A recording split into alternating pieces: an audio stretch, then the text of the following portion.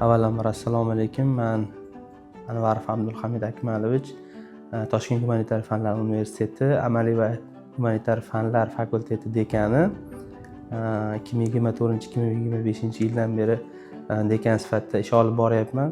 Bu yildan o'quv jarayonlariga tayyorgarliklarimiz juda ham katta rejalar amalga oshirganmiz.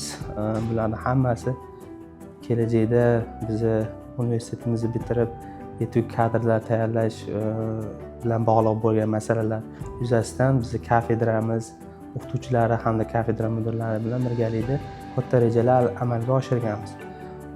Bularga nimalar kiradi?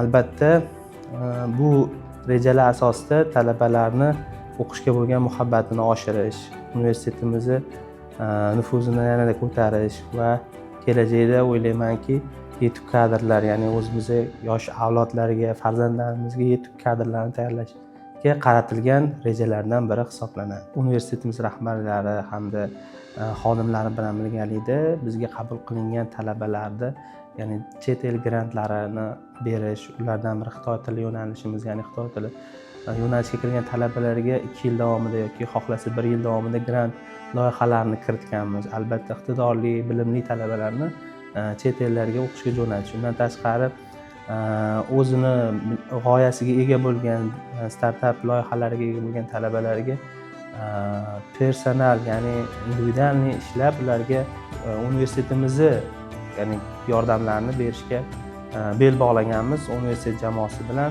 Va undan tashqari universitetdagi o'qituvchilar talabalarning qiziqishlaridan kelib chiqib o'quv mashg'ulotlarini tashkil qilish, ya'ni erkin o'quv mashg'ulotlari, qo'shimcha o'quv mashg'ulotlarini yo'lga qo'yganmiz.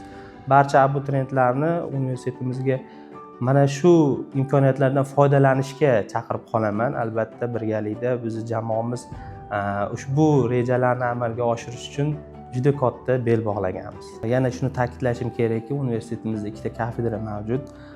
Birinchi kafedramiz pedagogika va tillar, ikkinchisi aniq va gumanitar fanlar kafedrasi bo'lib, ushbu ikkala kafedrada ham juda ham malakali va tajribaga ega bo'lgan, katta tajribaga ega bo'lgan o'qituvchilarimiz, ustozlarimiz, professor o'qituvchilarimiz mavjud. Yana shuni aytib o'tishim kerakki, universitetimizda ikkita kafedra mavjud.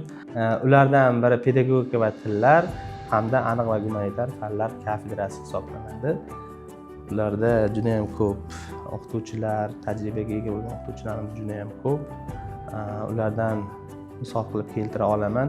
Beknazarov Ahmadjon Asomidinovich hamda Habibullayev Ibrohim. Bu ustozlarni tajribalaridan hamda ko'nikmalaridan, ish tajribalaridan juda ham ko'p foydalanamiz. O'ylaymanki, o'quv jarayonlarimizda, o'quv yili davomida bizga juda ham katta asqotadilar. Nafaqat bizga, balki talabalarimizga ham juda ham ko'p yordamlari tegadi. Eng sizlarga aytadigan qiziq hamda foydali ma'lumotlarimizdan biri bu universitetimiz haqidagi ma'lumotlar hisoblanadi. O'ylaymanki, bu sizlarga juda ham ma'qul.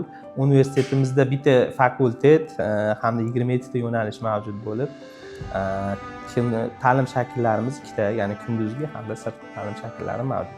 Barcha abituriyentlarni yana bir bora taklif qilaman universitetimizga xohlagan payti kelib universitetimiz hayoti hamda dars jarayonlari bilan bemalol tanishib chiqishingiz mumkin. Bu borada ustozlarimiz hamda o'zim shaxsan sizlarga hamroh bo'laman.